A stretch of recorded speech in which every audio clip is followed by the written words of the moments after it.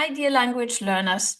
If you have put into place that ideal learning routine, those 5 minutes a day to study your next language, but you're still not seeing results, you're still not on your way to fluency, you're still not speaking, try these principles. I'm going to share with you today 3 principles that actually respect your brain's way of memorizing more effectively so that you don't fall prey to this I call it fall prey to the misconceptions of studying really hard.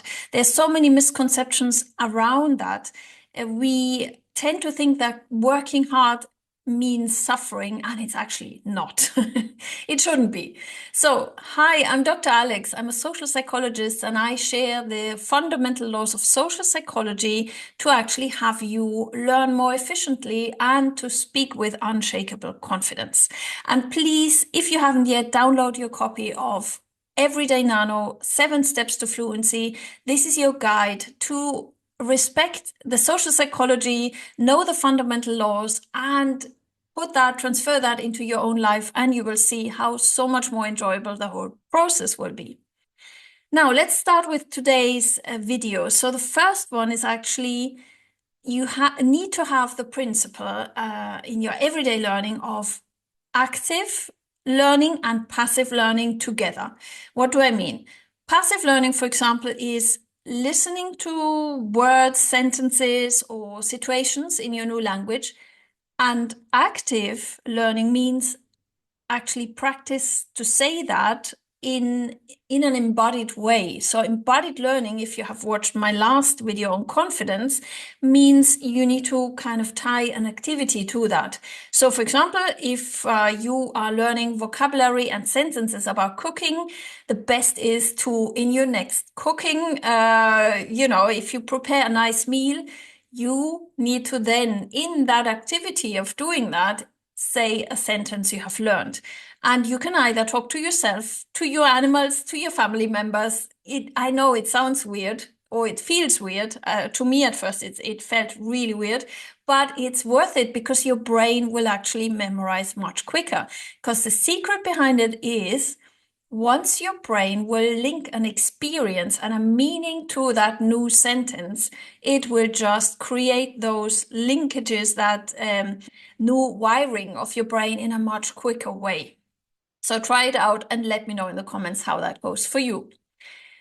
Number 2 is self-respect. Self-respect means, in that sense, actually respecting your brain's health. So if you have installed those 5 minutes per day, if you have also installed that principle of going less is more, excellent.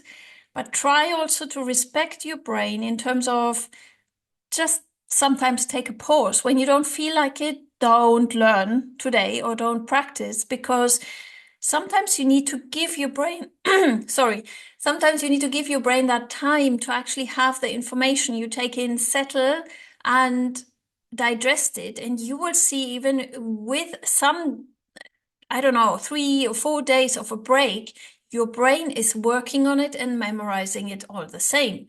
So what I sometimes also do, if I feel I'm getting a bit overwhelmed with what I'm learning, I try to repeat the same sentence every day for 2 weeks.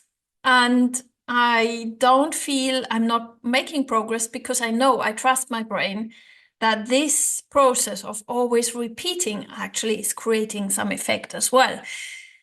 There are studies who have proven that if you want to learn a new thing, you on average need 2 weeks to get a new habit, a new information kind of ingrained in your brain. So repeating the same sentence or alternations of that sentence for 2 weeks actually totally respects your brain, because that gives it sufficient time to link that new sentence to an experience. And number 3 is actually the environment, the fun environment. There's nothing worse than this misconception that working hard means suffering, or like something that feels like an obligation, or really hard means really, not enjoying it. It's quite the opposite. if you respect the social psychology behind it, it needs to be always something like a feel-good feeling that is linked to it. Feel-good feeling, yeah, that's a perfect expression. You know what I mean. So it needs to be an environment where you enjoy yourself, where you feel good. What I do personally, and I will actually recommend that to you. I use music to raise my energy. I mean, music has such a powerful effect of raising your vibration, also make you focus on something really effectively.